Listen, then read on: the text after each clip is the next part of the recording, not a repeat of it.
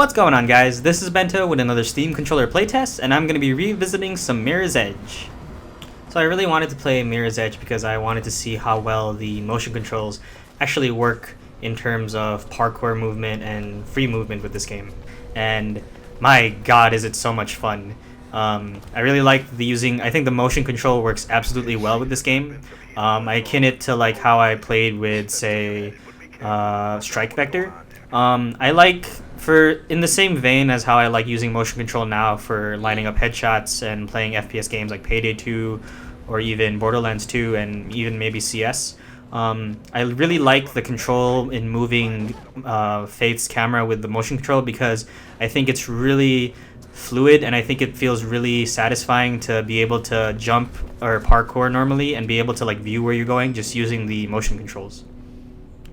So for my actual setup, I have the right trackpad on the normal camera movement as usual. The left trigger is the right click and the right trigger is the left click. The left thumbstick is simple, just your movement again. Left D-pad, I kind of didn't mess with it too much because I didn't really feel the need to. A is the interact button. I believe B is something else, not too sure. X is the slow-mo button, and Y, I believe I have it on, I can't remember. But really the most important things are the triggers and the grip buttons. So for the grips, I basically just have crouch and jump. Crouch being the left, and I guess technically that's also sliding, and the right pedal being the jump. So overall, initially I had to figure the control scheme out because it kind of was a little awkward at first. I believe, actually yes, I am using I'm using the hybrid controller setup with the mouse for looking.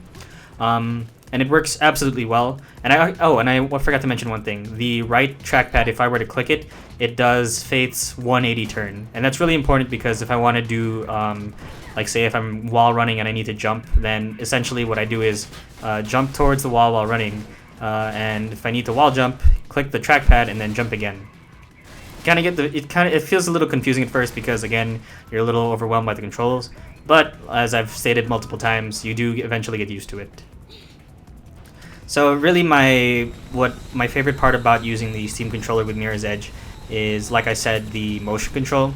So here I'm about to actually use it where it's really nice when you say jump off a building and you want to look down to know where Faith is going to land. I mean, obviously you could use the trackpad, but I kind of like the motion control because Faith's camera kind of resets after you like roll or once you hit the ground and then roll. So it adds a little more to the immersion in my opinion, more so than just using the right trackpad. Really, again, with the right trackpad, I just use it to pan the camera as fast as I need to. But if I want to, say, aim for a wall or aim something a little more finer, then the motion control is obviously better for that. So here again, I'm actually going to look down with the motion control. You can see me, I'm kind of like looking up just to adjust.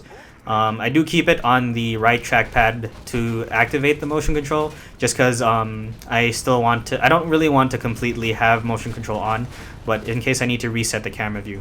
So here again, I actually use it's also really good because if I need to turn like a full 180, in fact I actually should have just used the button to do a full 180, but using the trackpad for turning is good in that part. And here I'm aiming at the walls to do wall runs, and this is where I think it really shines. So overall, controlling Faith, controlling her camera movement feels really smooth. I also like the trackpad, like the trackball motion for this game too, because I like the fact that if I need to make corners, it's really smooth to actually turn. So like here I'm trying to, well usually I do a combination of either turning with the trackpad or turning with the motion control. But if I really need to like turn corners, then I just essentially swipe and she follows just as you would expect. I will say, Mirror's Edge actually looks really good for a game that was released in 2009. I mean, of course, there are a lot of parkour games nowadays. You have, Dying Light. There's a whole bunch. Dishonored, it can be considered parkour, but not really in this vein. I mean, of course, Assassin's Creed's there. But I really enjoy Mirror's Edge because I felt like it was DICE's most unique game to date.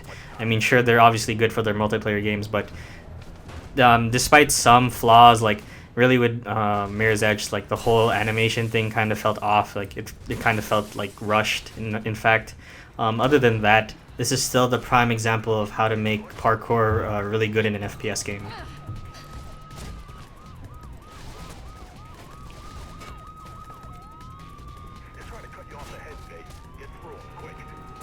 So I'm actually about to head through the tunnels, and I think it's this might be a good example of showing you how the trackball motion is really good for turning in. And in general, actually, I think I really like the trackball overall, more so than trying to substitute the trackpad as, say, a right click or a right stick. Because with the right stick, you essentially need to hit the corner of the, or not the corner, the edges of the outer stick in order to actually move the camera all the way.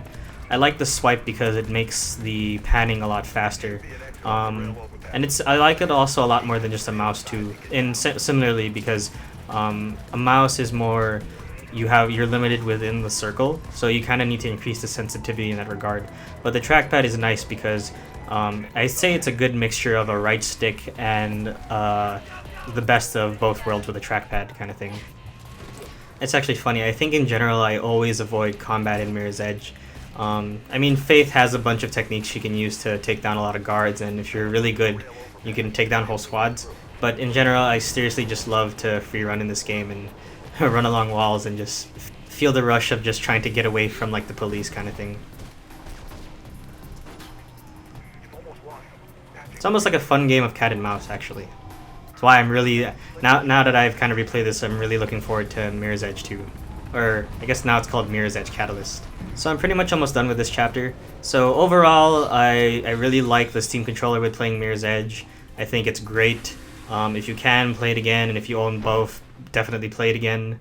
And I think Mirror's Edge is definitely one of those games that if you own the Steam controller, you should try and play again, because I think it's worth a revisit. You okay? But thank you guys for watching. I'll see you all next time.